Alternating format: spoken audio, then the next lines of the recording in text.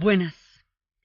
Después de los tiempos adustos y terribles y significativos y trascendentales de Oliverio Cromwell, viene otra vez otro lío, pero esta vez se soluciona de una vez y para siempre. Resulta que después de la muerte de Cromwell, Cromwell tiene un hijo que no le sirve para nada, rara vez. Estos personajes tienen hijos de su talla y entre otras cosas tampoco debió haber sido fácil ser hijo de Cromwell. Yo tampoco creo que al muchacho le quedaran ganas de grandeza después de ese padre. Pues no le sirve para nada. Entonces, como no le sirve para nada, el Parlamento nombra a Carlos II. Seguimos con los Estuardos, entonces son Carlos y Jacobus, esos no se llaman distinto. Entonces viene Carlos II y Carlos II sube con un pacto del Parlamento que le limita los poderes reales de una manera tangible. Pero Carlos II no va a durar mucho tiempo, va a reinar como 10 años y a los 10 años se muere. Entonces, en ese momento va a salir su hijo, Jacobo II, pero Jacobo II se ha hecho cristiano, se ha hecho católico a escondidas. Entonces, porque es que los Estuardos son un fantasma permanente de una madre decapitada por ser católica. Entonces siempre gravita detrás de los Estuardo el fantasma. Entonces cuando sube Carlos II, en ese momento también, vista la historia desde Alejandro Dumas, vista la historia desde los Tres Mosqueteros, hay otro capítulo de los Tres Mosqueteros que se llama El Vizconde de Bragelón, y es cómo los Tres Mosqueteros logran poner en el poder a Carlos II. Esto, por supuesto, a los ingleses no les cae muy simpático, porque Alejandro Dumas plantea como que los franceses son los que mueven los hilos de la política inglesa, y eso en rigor no es cierto, pero el relato es exquisito. Entonces seguimos, Alejandro Dumas nos sigue contando, nos contó los Tres Mosqueteros, 20 años después, con la decapitación de Carlos I, y ahora en El Vizconde de Bragelón nos cuenta cómo los Tres Mosqueteros restauran en el poder a Carlos II cuando en realidad fue el Parlamento, pero es exquisito leer la pluma de Alejandro Dumas y es un maravilloso pretexto para relacionarnos con él y los magníficos y siempre buenos amigos mosqueteros. Entonces, el asunto es que Jacobo II, después de la muerte de Carlos II, se ha hecho católico a escondidas. Entonces sube y va a restaurar otra vez el catolicismo. Y al restaurar otra vez el catolicismo, entonces otra vez nos metemos con el lío de las persecuciones de los protestantes, de los puritanos, de los anglicanos. Es importante anotar, mire, los pueblos tienen ciclos. Hay veces se empantanan, patinan, se meten en los mismos conflictos y una y otra vez hasta que los logran resolver. Es una manera, digamos, en la que esas circularidades también las tienen los pueblos, eso no a todo el mundo le va divinamente desde el principio. Lo que se va a convertir Inglaterra después ni se lo sueñan, pero por ahora está en este momento patinando sobre este problema religioso.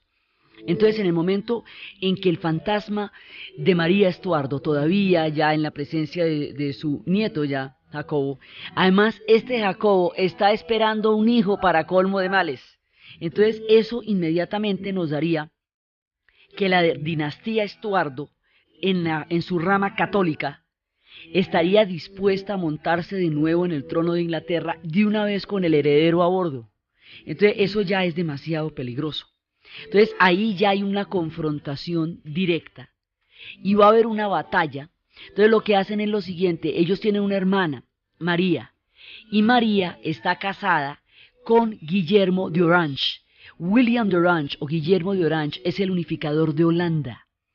Es un príncipe de una importancia trascendental en Holanda, entre otras cosas el color nacional de Holanda, la naranja, y el orange, toda la naranja viene alrededor de toda esta simbología. Entonces resulta que llaman a este tipo, al príncipe de Holanda, Guillermo de Orange, casado con María inglesa, para que suba al poder. Entonces, digamos, porque ese tipo es protestante, los holandeses son protestantes por definición, entre otras cosas porque sus mayores guerras fueron durante mucho tiempo contra España.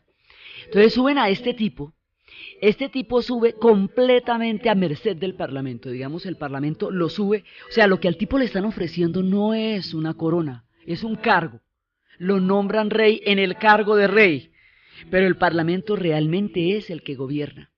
Entonces el tipo va, le parece chévere, se va para allá Y ahí en ese punto, digamos, él es la carta que tienen los protestantes para impedir una dinastía católica en el trono de Inglaterra. Entonces, esto va a llevar a una batalla. Es la batalla de Boyne. Jacobo II huye y la huida de Jacobo II se entiende como una abdicación. En el momento en que Jacobo II sale, dicen, bueno, entonces este hombre está abdicando al trono y le dan el trono inmediatamente a Guillermo de Orange. Entonces, ¿qué pasa? Hay una batalla que se llama la batalla de Boyne y esa batalla es en 1670. ¿Y cómo les parece que en esa batalla los católicos pierden el poder, los protestantes ganan la batalla, el rey Jacobo II huye, Guillermo de Orange queda montado en el trono de Inglaterra y esa batalla sella la suerte de Irlanda, porque Irlanda era el bastión de los católicos. Entonces, ¿qué pasa? Que de ahí se funda la Orden de Orange, que son estos caballeros que se ven en los desfiles con unos sacos morados, con las mangas en color naranja y unos estandartes y pendones naranjas y unos sombreros con colores naranjas. La Orden de Orange son los protestantes irlandeses que de esa manera ratifican la supremacía sobre los católicos. Recordemos que Irlanda es toda católica, salvo los grupos de protestantes que fueron puestos como enclave, primero por Enrique VIII, luego reforzados por Oliverio Cromwell mediante la expropiación de tierras de los católicos. Ahora, con la batalla de Boyne, ellos van a quedar definitivamente con el sartén por el mango. De aquí en adelante, el billete, la riqueza, el poder y el control sobre Irlanda va a estar en manos de una minoría protestante en contra de una mayoría católica. Y de aquí en adelante los irlandeses van a estar mucho más en guerra porque esta situación se vuelve definitiva. Los caballeros de la Orden de Orange hacen un desfile cada verano por los barrios católicos para mostrarles en la cara restregadito que ellos ganaron la batalla de Boyne. Entonces mire cómo es la cosa con la historia. Uno no sabe qué es peor, si la amnesia o la perpetua memoria para las venganzas. ¿Cómo les parece que van y pasan por los barrios católicos cada verano a hacerles fieros con la batalla de Orange y la Orden de Orange y la batalla de Boyne para que los católicos se mueran de la rabia y entonces boten molotovs por la ventana y se armen los disturbios más grandes? Pónganle cuidado y verá que cada verano hay este tipo de conflicto. Estamos hablando de la actualidad, una batalla que se perdió en 1670 para los católicos y se ganó para los protestantes. Es el objeto permanente de manifestaciones cada verano, que son un acto de provocación porque se hacen en las calles de los barrios católicos de Belfast, en Irlanda del Norte, a ver si de una vez se cascan. Cada vez que están en los acuerdos de paz y viene un verano, el problema de la marcha, que si dejan pasar la marcha por los barrios católicos, hace 2 años hubo un atentado, una bomba, donde murieron 3 niños y otras 30 personas en una casa en un tiempo de una marcha de estas, que fue un atentado de vergüenza total, como son todos estos atentados contra la humanidad y contra la especie y contra todo. Entonces resulta que los problemas de Irlanda que nosotros vemos ahorita, los acuerdos de paz que se firman, las posiciones de Gerry Adams por el Sinn Féin, las posiciones de David Trimble por los protestantes, la posición de Tony Blair por los británicos, todo lo que en este momento se juega en Irlanda tiene su origen en este periodo histórico, desde Enrique VIII pasando por Oliverio Cromwell y esta batalla de Boyne en tiempos de la abdicación de Jacobo II es la que sella definitivamente el poder para los protestantes y la que declara que la suerte de los católicos de ahí en adelante sea terrible, terrible, terrible. De aquí en adelante los católicos van a padecer hasta el momento mismo del relato toda clase de humillaciones, segregación, pobreza, exclusión, violencia, terror, persecución. No va a haber un solo día amable para los católicos en Irlanda desde el día en que se perdió la batalla de Boyne.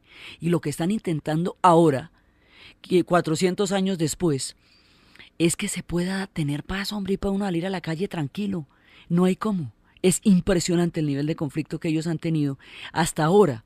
Están en la posición en que esa guerra ya no se puede ganar y que en cambio así no se puede vivir. Entonces, de aquí en adelante toda la historia de Irlanda se nos va haciendo paralela con la de Inglaterra, porque los destinos están malignamente entrelazados. Entonces, ahora, esto pudo haber sido al revés. Pudieron haber ganado los católicos, pudo haber resultado la jugada de los Estuardo, y entonces los católicos hubieran ganado el poder y los protestantes hubieran sido perseguidos. Irlanda hubiera tenido una fuerza inusitada porque era el bastión del catolicismo y la Inglaterra protestante se hubiera debilitado. Eso también hubiera podido pasar y el curso de la historia sería otro. Probablemente los perseguidos serían otros también porque la humanidad tiene ese carácter tan supremamente complejo. Pero el asunto fue que el resultado fue el que fue y no el que pudo haber sido. El que fue es que el destino de los católicos de aquí para adelante va a ser adverso. Y como los católicos tienen su principal bastión en Irlanda, el destino de Irlanda es trágico. Y trágicas son sus historias, y trágicas son sus perspectivas, trágica ha sido toda su vida. Y están intentando, mediante el proceso de paz, revertir la tragedia y convertir a Irlanda en un país viable y a la Irlanda del Norte en un lugar respirable. Esto se complica, no van a creer que eso hasta ahí está bravo, se complica, cada vez se va a complicar mucho más. A esto le van a caer las hambrunas, le van a caer las guerras de terrorismo, las invasiones, las divisiones, la guerra civil. Mucho de aquí para adelante lo de Irlanda se va a poner muy serio y cada vez más grave. Inglaterra se consolida alrededor de esta jugada. Ahora, ¿cómo va a justificar usted políticamente una jugada en la cual usted depuso un rey legítimo que venía de la rama de los Estuardo, legítimo de toda descendencia, para poner un príncipe holandés? Eso está raro, ¿verdad? Eso suena como un billar a tres bandas. Bueno, para poder justificar eso hay que hacer una vuelta larga. Y la vuelta larga es fortalecer la posición del Parlamento.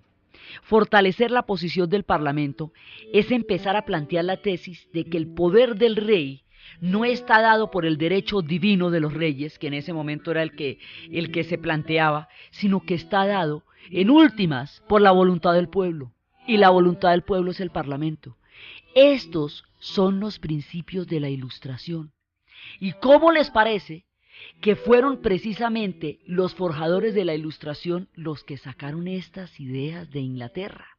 Y ellos serán los que a partir de todo esto planteen al mundo los principios que llevarán a la Revolución Francesa para que vaya viendo.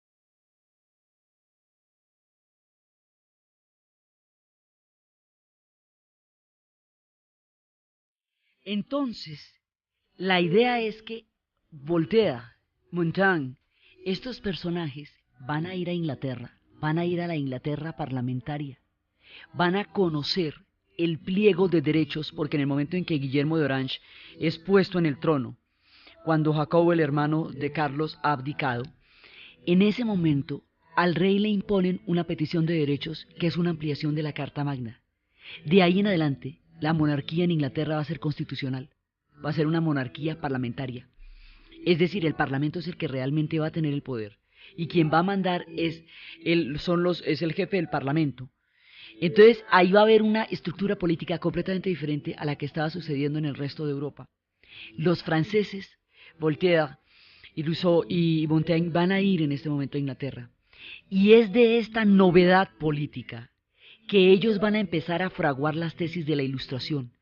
El empirista, científico y filósofo John Locke es el que fundamenta la tesis parlamentaria, y hay una relación profunda entre el advenimiento de la ciencia moderna y los regímenes parlamentarios, una relación entre la limitación de la autoridad del rey y el surgimiento de la ciencia moderna.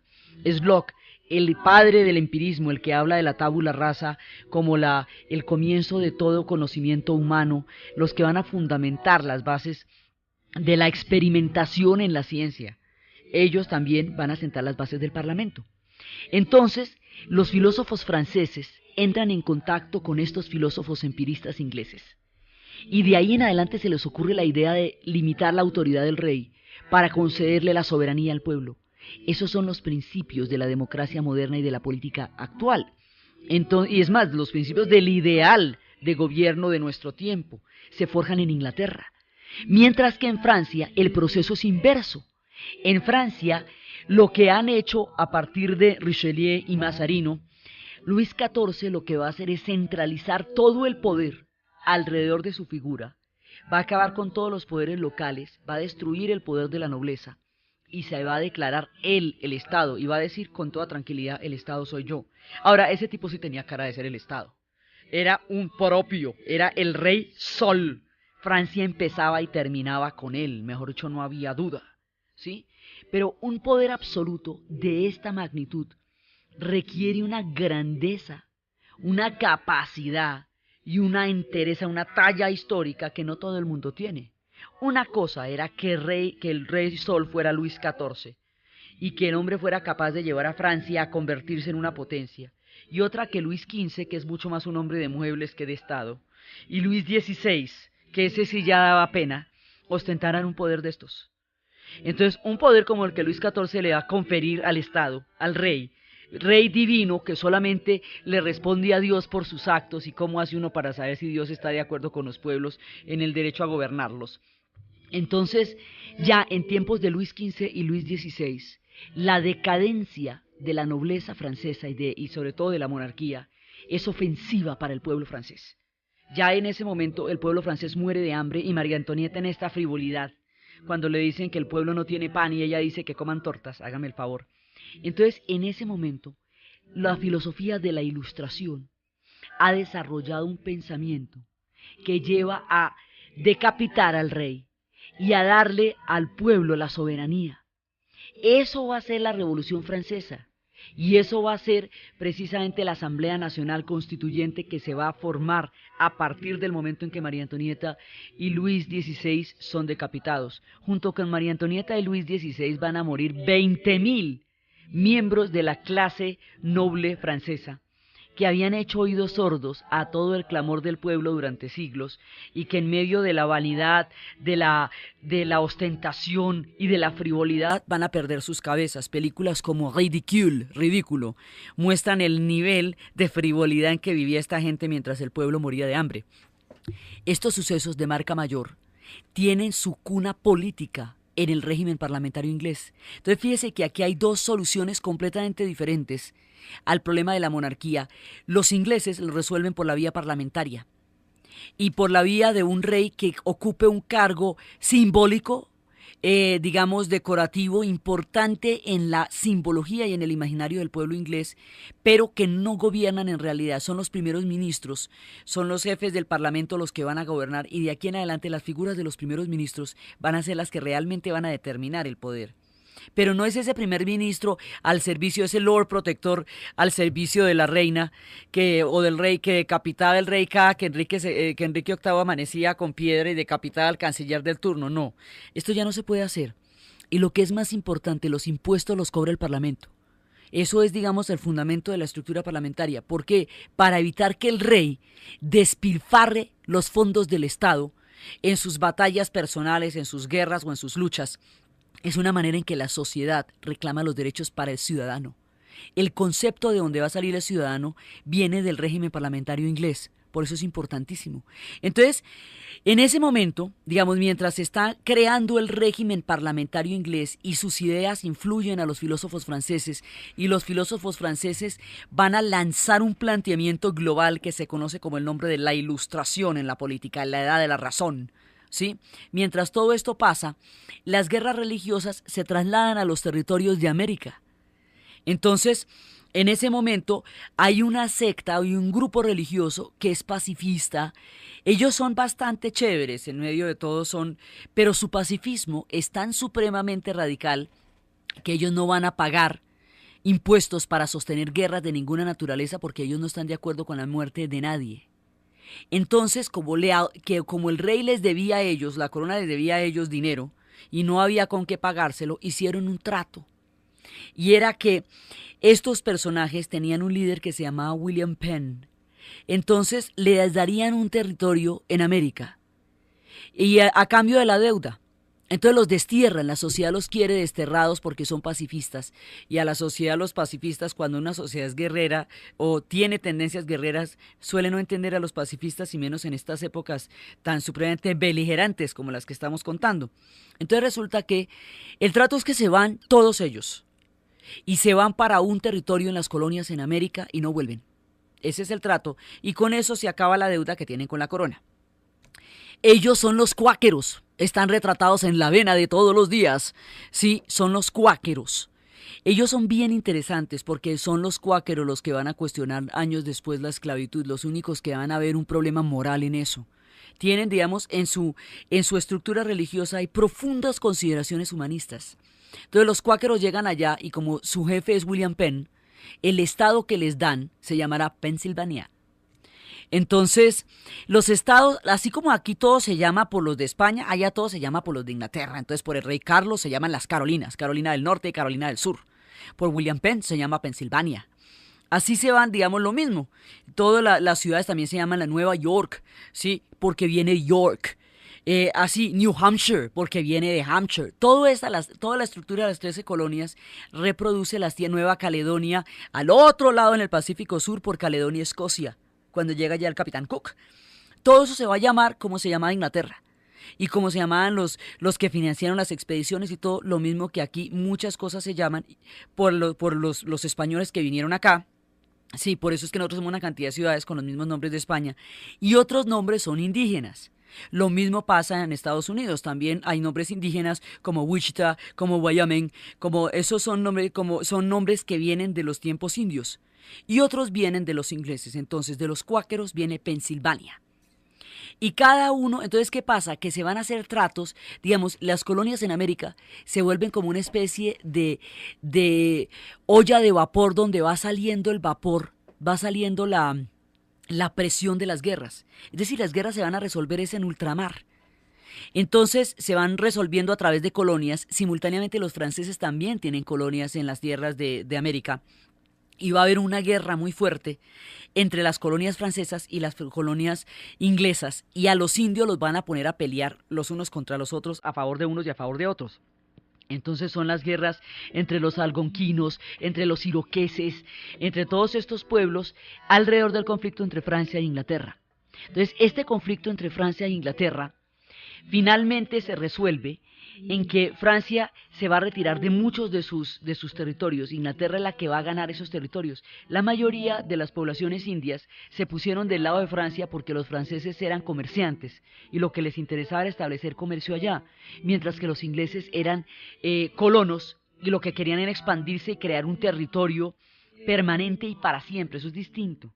Ese carácter del territorio permanente y para siempre es lo que va a condenar a los pueblos de la pradera, porque los europeos que llegan allá llegan para quedarse, y los indios se les vuelven el único obstáculo que hay entre ellos y la tierra, así que la cosa se complica para los pueblos de la pradera. Se complica en tiempos de los ingleses y se hace imposible en tiempos de los norteamericanos. Entonces, resulta que se dan estas guerras, y en el Canadá queda una parte inglesa y una parte francesa. Por eso la mitad de Canadá habla francés, es toda la parte de Quebec, y la otra parte habla inglés. Pero una parte súper importante del Canadá queda en manos de los franceses. Y la otra parte que queda en manos de los franceses es el estado de Luisiana. Por eso cuando Francia vende Luisiana ya a los Estados Unidos, Luisiana se va a declarar separatista, va a decir que ellos no son norteamericanos y se va a declarar con la Unión del Sur más adelante, porque tiene una idiosincrasia totalmente diferente. Su capital es New Orleans, su principal ciudad es Baton Rouge, el idioma que se habla es el francés, digamos, es una presencia francesa en Estados Unidos, Luisiana. De todas maneras, eso es otra cosa. Entonces, el asunto es que eso se resuelve en ultramar, y el resolver los problemas en ultramar hace que los problemas sean menos complicados en Inglaterra porque ya hay un adonde. En este momento se está montando una cosa de la cual el mundo sabrá porque será de una expansión impresionante. Se está montando el imperio británico poco a poco. Ahora, las mismísimas ideas del Parlamento, de la libertad del ciudadano, del derecho del individuo, de la justificación de los pagos de impuestos solo sobre el bien común y sobre el Parlamento, que usted no puede andar cobrando lo que le provoque porque le parece, sino que usted tiene que tener el bien común en cuenta y que esos impuestos se deben usar de una manera correcta para la sociedad. Toda la limitación, digamos, de lo que va a ser los poderes del Estado, que para que el ciudadano tenga derecho sobre esos poderes del Estado. Todo eso lleva lógicamente a la independencia de las colonias americanas. Son hijos de ese discurso. Son hijos de los que se fueron allá a buscar la libertad política y religiosa. Entonces es perfectamente lógico y consecuente que aplicando las ideas de sus padres peregrinos, las 13 colonias planteen la independencia en tiempos de George Washington.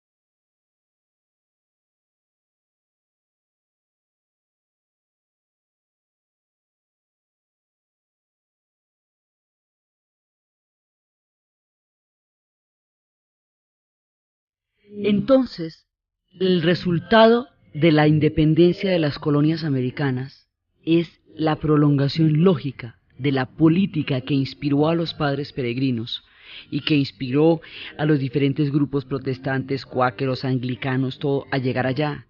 La libertad religiosa. En el estado de Pensilvania hubo toda clase de tolerancia hacia diferentes religiones, había incluso católicos. Filadelfia tuvo la primera biblioteca pública en América y el primer hospital en América. Es decir, todo ese acervo de libertad va a llevar necesariamente a que la fundación de los Estados Unidos esté basada en la tierra de la libertad, porque eso era lo que significaba desde un principio. Entonces lo que va a hacer George Washington es sencillamente llevar a la práctica las ideas que inspiraron la creación de América. Además es un tipo muy serio, porque cuando ya protagonizó la independencia de los Estados Unidos y ya después le iban a dar cargos públicos, el tipo dijo, no, yo vine a independizar a los Estados Unidos, yo no estoy para cargos públicos, yo me voy para mi finca donde me fascina estarme, y se retiró. Lo mismo que San Martín, y así se ahorraron la amargura de toda la rapiña por el poder que viene después de las independencias de los pueblos. Entonces, fíjese lo que está pasando. La doctrina parlamentaria en Inglaterra inspira la Ilustración, y la Ilustración y la Revolución Americana son hechos contemporáneos. La Revolución Americana es en 1776 y la Revolución Francesa va a estallar en 1789. Y de las ideas de la Revolución Francesa y de la independencia americana viene la inspiración que Francisco de Miranda va a traer para las ideas de la independencia y la descolonización de la América española. Entonces, todo un concepto revolucionario y político está teniendo lugar en esa época, y su cuna es Inglaterra. Su epicentro es Francia. Sus resultados se ven en Estados Unidos y en las colonias de la América española, que también se van a independizar después. Son las ideas de la libertad, las ideas de los derechos del individuo, de los derechos humanos, las ideas de las libertades políticas, las que se están gestando en este periodo de la historia, y se están gestando en Inglaterra. Entonces la independencia americana es una consecuencia lógica de eso, se produce a partir del boicot del té. El té en Inglaterra se vuelve muy popular porque los puritanos, para combatir el licor, incentivaron el consumo masivo de té. Entonces todos tomaban té, y el té que venía de Inglaterra era un monopolio para las colonias americanas. Entonces ellos no podían comprar el té ni cultivarlo, sino solamente el que llevaran los ingleses al precio de los ingleses. Entonces el boicot al té y el lanzar al océano los sacos de té que venían de Inglaterra fue el acto mediante el cual empieza a proclamarse la guerra de independencia norteamericana contra los ingleses, precisamente porque el símbolo era el té. Asterix y Obelix, los franceses siempre les cargan unas broncas de lo más satíricas. Hablaban de un agua hirviente que se tomaban los ingleses que no sabía nada, y que un día Asterix le echa hojitas, y entonces es Asterix el que lleva el té a Inglaterra. Eso siempre, entre los franceses y los ingleses siempre se dan coba. Y los franceses siempre la montan de que ellos son los que le enseñaron a su madre a tener hijos. Pues todo se lo enseñaron ellos a Inglaterra, ya sea por Alejandro Dumas o ya sea por Asterix y Obelix. Por supuesto, los ingleses trinan de la furia y no consideran que eso sea cierto, porque el té tiene una historia mucho más antigua que la que le atribuye a Asterix. Pero es toda una diversión en el humor de esos pueblos, de la manera como se sacan los trapos los unos a los otros. El asunto es que la independencia americana es una consecuencia lógica de las ideas que se están dando en ese momento. Y eso hace que la independencia de los Estados Unidos desvía el curso histórico del Imperio Británico. Es muy reciente, porque es que finalmente ellos no van a durar sino 100 años allá, porque ¿cuánto hace que salió el Mayflower? Sí, entonces, y la independencia es en 1776, van a durar prácticamente 100 años, lo suficiente para fundar las bases de una nación que sería la dueña del siglo XX, pero Inglaterra será la dueña del siglo XIX. Entonces, resulta que ahora empieza a formarse, paradójicamente es después de la independencia de los Estados Unidos que empieza a montarse el Imperio Británico. Y el Imperio Británico empieza a montarse poco a poco. Con todas las peleas que tiene con Francia, esas peleas se trasladan al Caribe. Entonces, en las islas del Caribe hay batallas por cada una de esas islas, que un día son francesas y otro día son inglesas, y otro día son holandesas, y otro día son españolas. La Habana en un momento fue de los ingleses y entonces la devolvieron a cambio de la Florida. Sí, así eso es un ajedrez. Entonces, por eso es que usted ve que en las Antillas hay unas holandesas, Aruba, Bonaire y Curazao, hay otras inglesas como Jamaica, hay otras francesas como Martinica, francesas como Haití, españolas como Cuba, ¿sí? Y hay casos como República Dominicana, que la mitad es española, República Dominicana, y la mitad es francesa, que es Haití. Son las batallas que se están dando entre los imperios en ultramar por las islas de las Antillas. Hoy por hoy en los planes de las agencias de turismo no hace diferencia, pero en la cultura de esos pueblos sí. La gente de San Andrés es de colonización inglesa y tiene una cultura inglesa profundamente arraigada. Están en nuestro territorio, son parte de nuestro país, su cultura es de origen inglés. Entonces, y su idioma es inglés, su idioma nativo es inglés. Entonces, resulta que eso es todo el resultado de las peleas de las potencias en ultramar, en las Antillas. Entonces, el Imperio Británico se va montando poco a poco, porque después de la independencia de los Estados Unidos, entonces, ¿qué van a hacer con ese montón de líos que antes resolvían en ultramar? Todos esos problemas que ellos tienen de rebeliones y de guerras internas que antes tenían en ultramar, ahora, ¿dónde lo resuelven? Lo van a resolver de una manera dolorosa. Lo van a resolver en Australia. La Australia que ya había descubierto el capitán Cook. En esa Australia van a fundar una colonia penal con los irlandeses rebeldes. que permanentemente se oponían a la dominación británica y protestante, los declaraban, decían que ellos por el bien de Inglaterra no deberían nunca volver a pisar territorio irlandés. Los llevaban con casquetes, con grilletes de hierro, bolas de hierro, a Australia.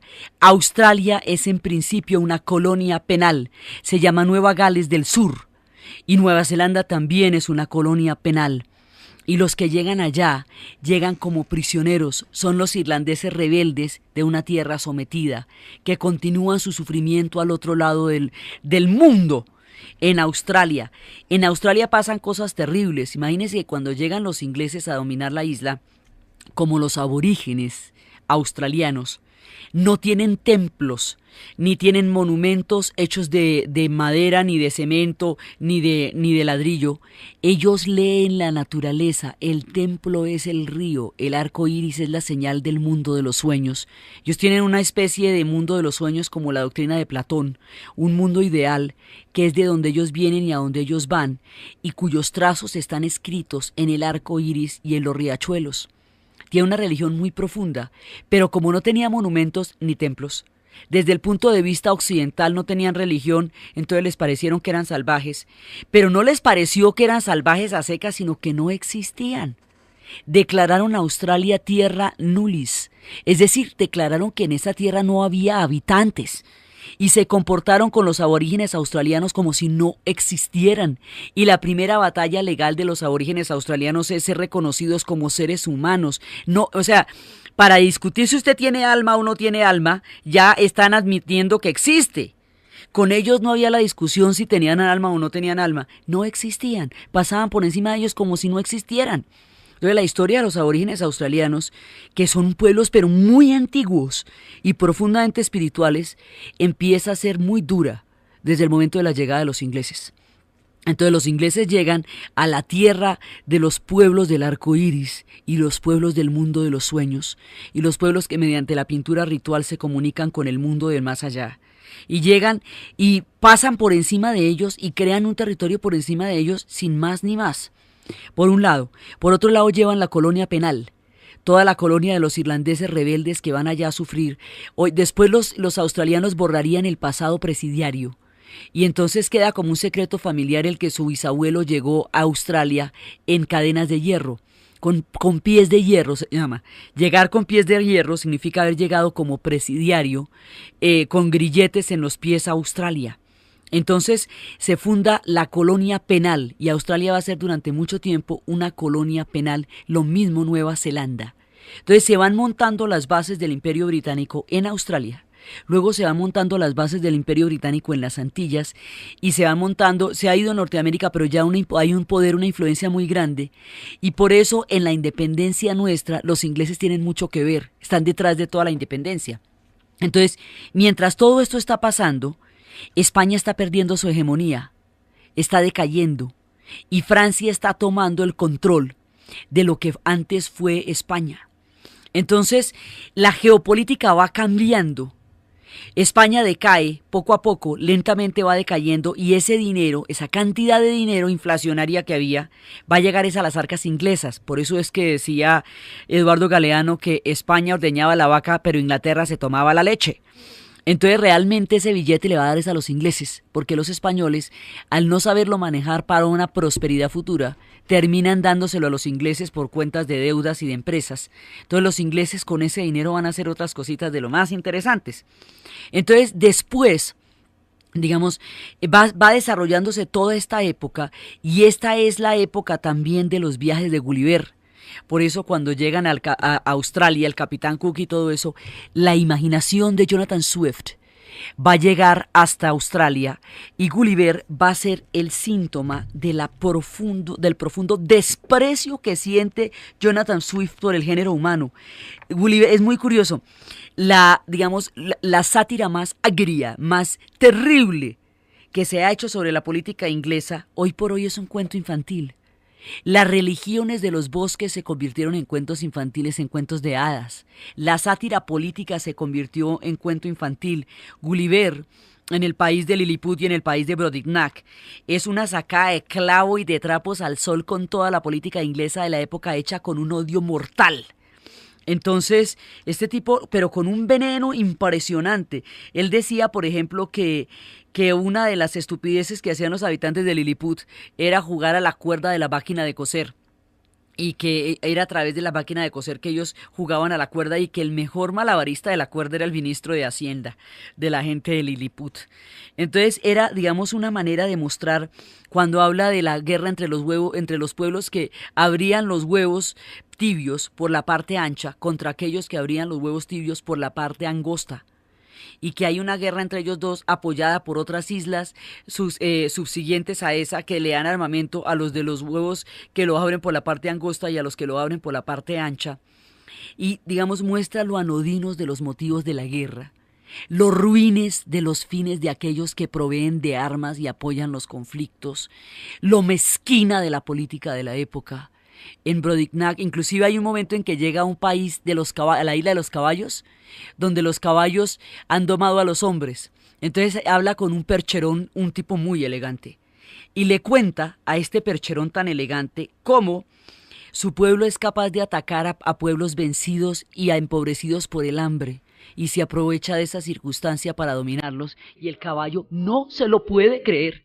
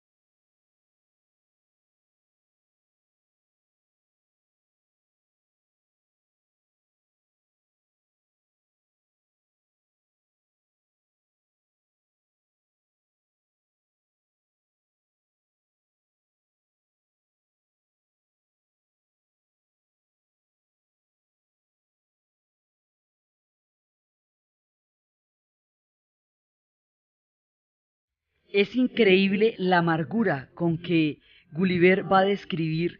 Gulliver es un personaje, pero Jonathan Swift descubre su profundo desprecio por el ser humano. Nunca logró pensar del ser humano nada bueno. Y las quejas que le da al caballo son absolutamente increíbles, y el caballo queda aterrado porque no se imagina que los humanos sean capaces de tanta mezquindad. La vanidad, la villanía, la mezquindad, todos esos grotescos defectos de la naturaleza humana son exaltados hasta la más hiriente sátira en Gulliver, en los viajes de Gulliver.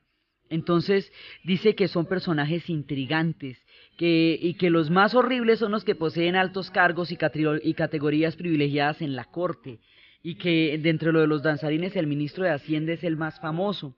Todas esas quejas le va dando al caballo, y el caballo no puede creer que los humanos tengan ese tipo de comportamientos tan supremamente ruines. Entonces, Jonathan Swift es irlandés, nació en Dublín, y lo que está viendo es una mano de intrigas políticas que le produce poquísima confianza en los seres humanos. Entonces eso está pasando también, y muchas otras cosas están pasando en la literatura, en tiempos en que se están forjando las ideas políticas, y en tiempos en que los cambios entre las potencias van dando paso a nuevas hegemonías. El tiempo que estamos hablando ahora es un tiempo de transición para llegar a un momento en que a comienzos ya del siglo XX, 1 de cada 4 habitantes del planeta Tierra era súbdito de la reina Victoria. Sino, bueno, pero ¿cómo vamos a pasar de todas las peleas, de Carloses y Jacoboses y parlamentos y todo eso, de las guerras religiosas que pa' aquí y que pa' allá, a convertirse en la potencia más importante del planeta Tierra, en la reina del siglo XIX, en la artífice de la revolución industrial. O sea, ¿a qué horas? O sea, ¿de cuándo acá este país se nos volvió tan grande? Muchas cosas suceden para que esto tenga lugar. Primero, el cambio de las potencias, de la hegemonía.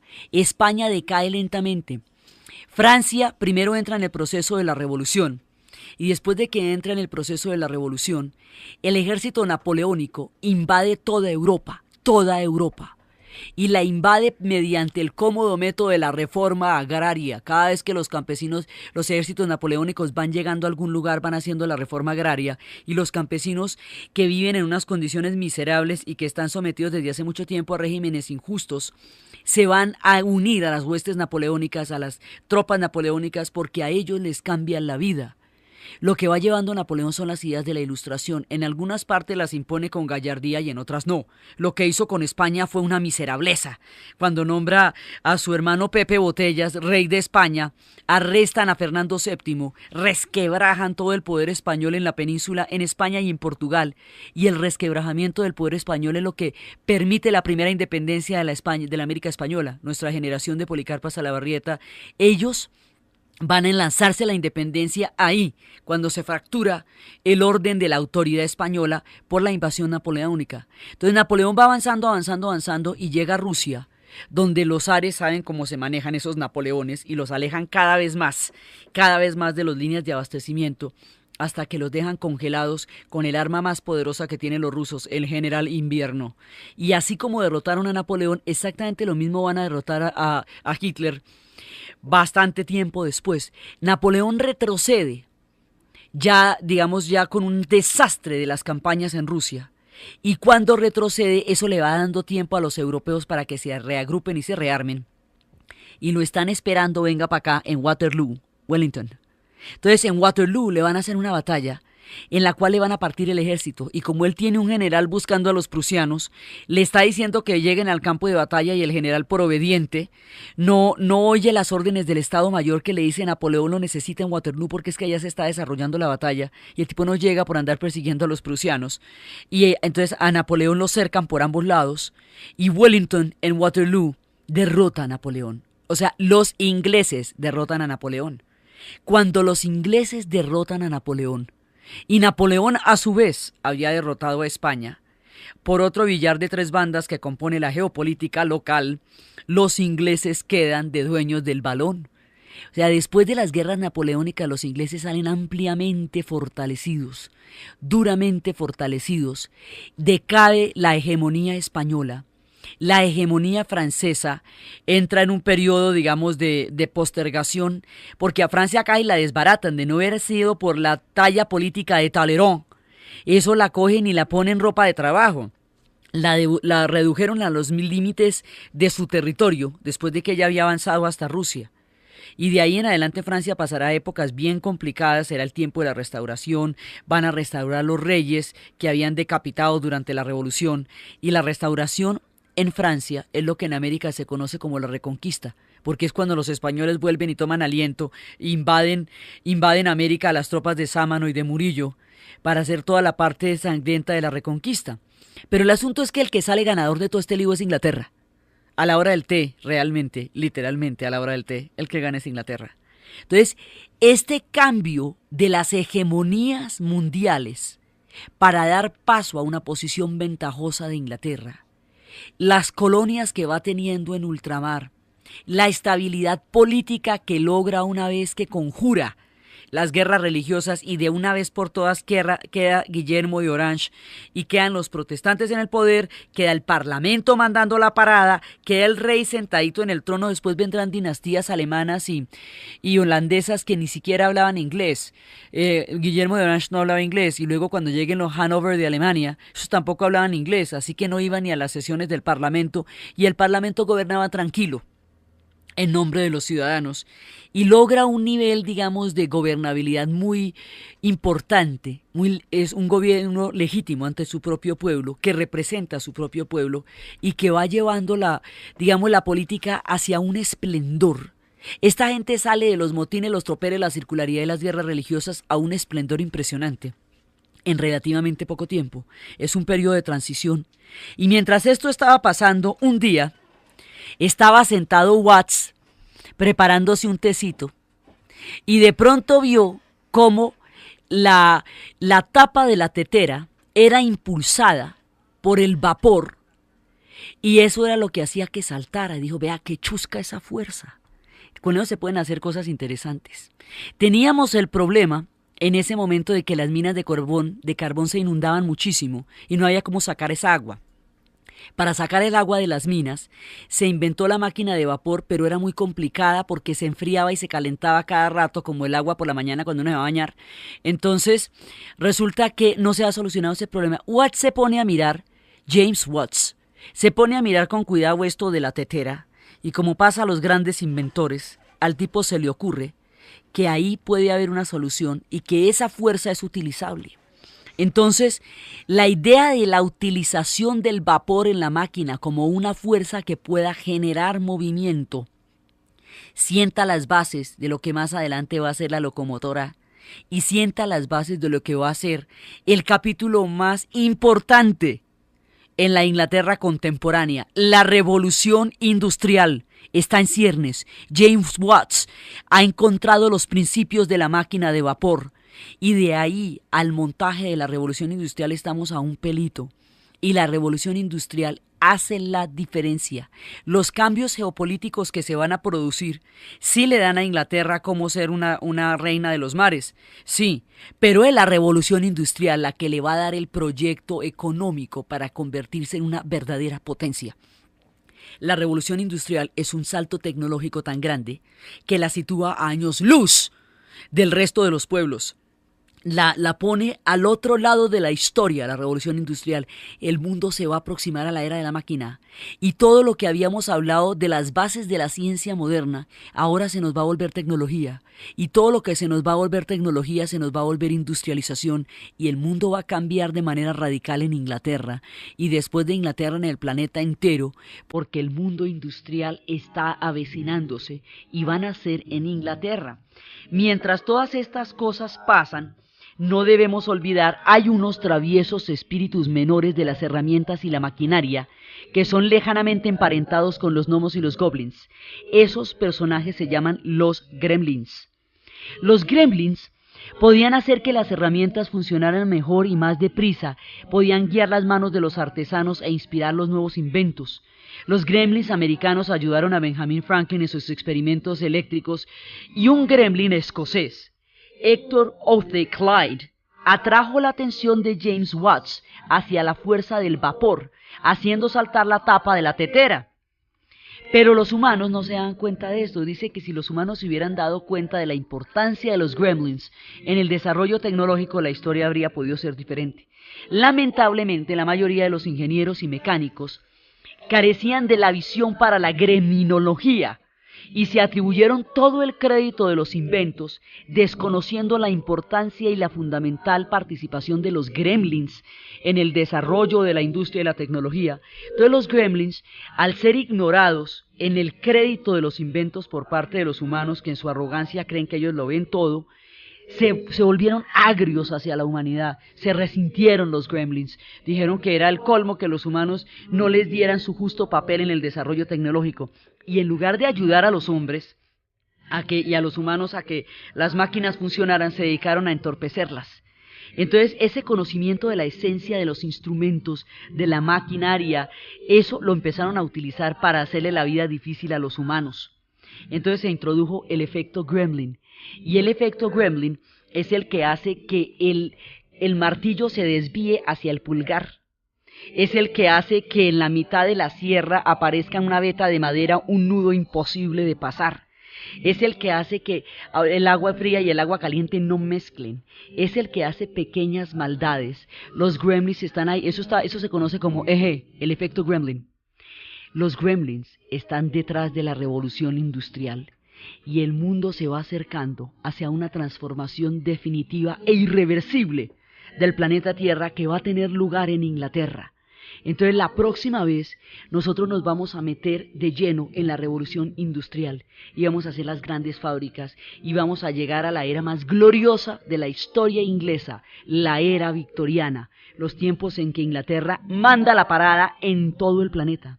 Entonces, desde la sabiduría parlamentaria de las teorías políticas de la libertad del ciudadano de los tiempos de Locke, que inspiran los principios de la Ilustración, desde la amargura de Jonathan Swift, desde la travesura de los gremlins, desde la formación de una nación que emerge de la circularidad de los conflictos a la grandeza de un destino histórico colosal, en el relato Diana Uribe y en la asistencia técnica César Moreno, y para ustedes un feliz domingo.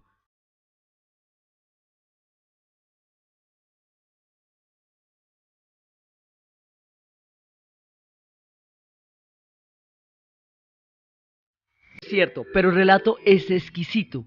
Entonces seguimos, Alejandro Dumas nos sigue contando, nos contó Los Tres Mosqueteros, 20 años después con la decapitación de Carlos I y ahora en El Vizconde de Bragelón nos cuenta cómo los Tres Mosqueteros restauran en el poder a Carlos II cuando en realidad fue el Parlamento, pero es exquisito leer la pluma de Alejandro Dumas y es un maravilloso pretexto para relacionarnos con él y los magníficos y siempre buenos amigos mosqueteros. Entonces, el asunto es que Jacobo II, después de la muerte de Carlos II, se ha hecho católico a escondidas. Entonces sube y va a restaurar otra vez el catolicismo. Y al restaurar otra vez el catolicismo, entonces otra vez nos metemos con el lío de las persecuciones de los protestantes, de los puritanos, de los anglicanos. Es importante anotar, mire, los pueblos tienen ciclos, hay veces se empantanan, patinan, se meten en los mismos conflictos y una y otra vez hasta que los logran resolver. Es una manera, digamos, en la que esas circularidades también las tienen los pueblos, eso no a todo el mundo le va divinamente desde el principio. Lo que se va a convertir Inglaterra después ni se lo sueñan, pero por ahora está en este momento patinando sobre este problema religioso. Entonces, en el momento en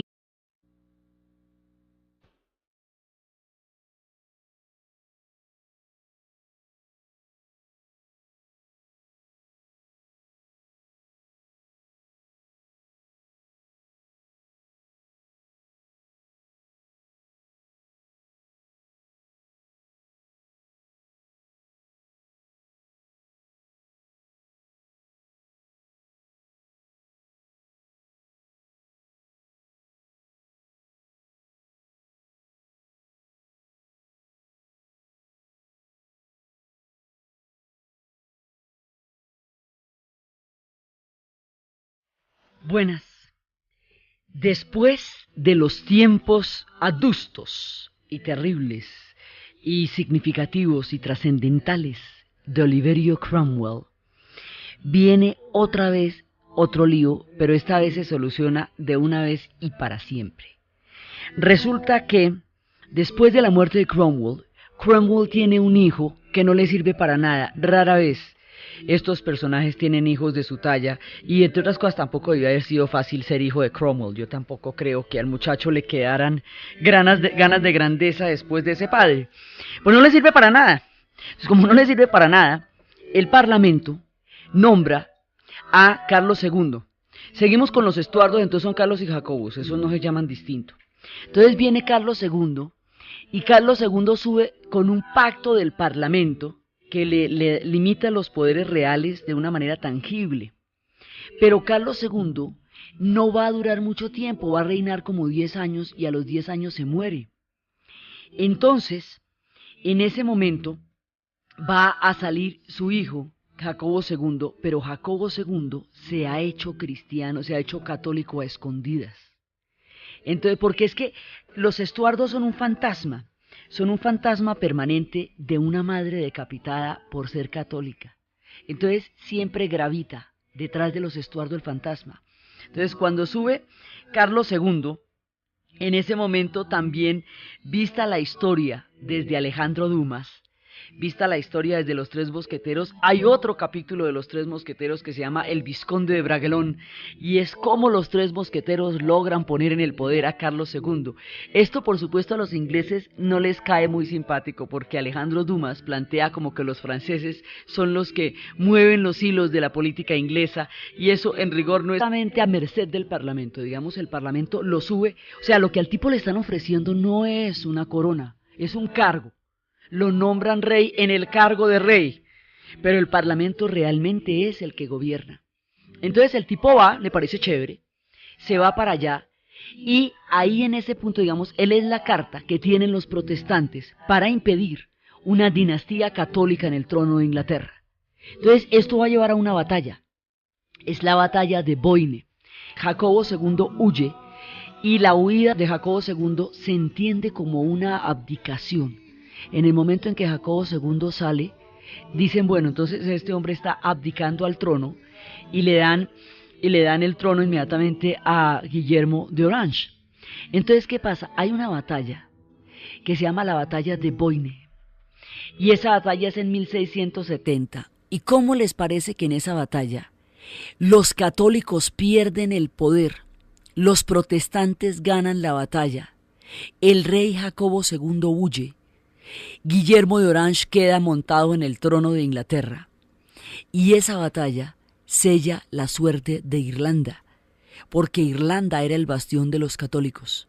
En que el fantasma de María Estuardo, todavía ya en la presencia de su nieto ya, Jacobo, además este Jacobo está esperando un hijo para colmo de males. Entonces eso inmediatamente nos daría que la dinastía Estuardo, en su rama católica, estaría dispuesta a montarse de nuevo en el trono de Inglaterra de una vez con el heredero a bordo. Entonces eso ya es demasiado peligroso.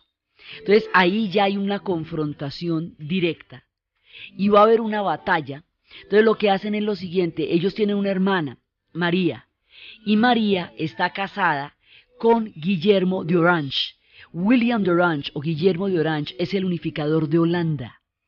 Es un príncipe de una importancia trascendental en Holanda, entre otras cosas el color nacional de Holanda, la naranja, y el orange, toda la naranja viene alrededor de toda esta simbología.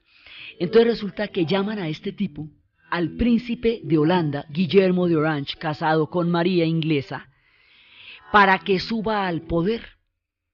Entonces, digamos, porque ese tipo es protestante, los holandeses son protestantes por definición, entre otras cosas porque sus mayores guerras fueron durante mucho tiempo contra España. Entonces suben a este tipo sube completamente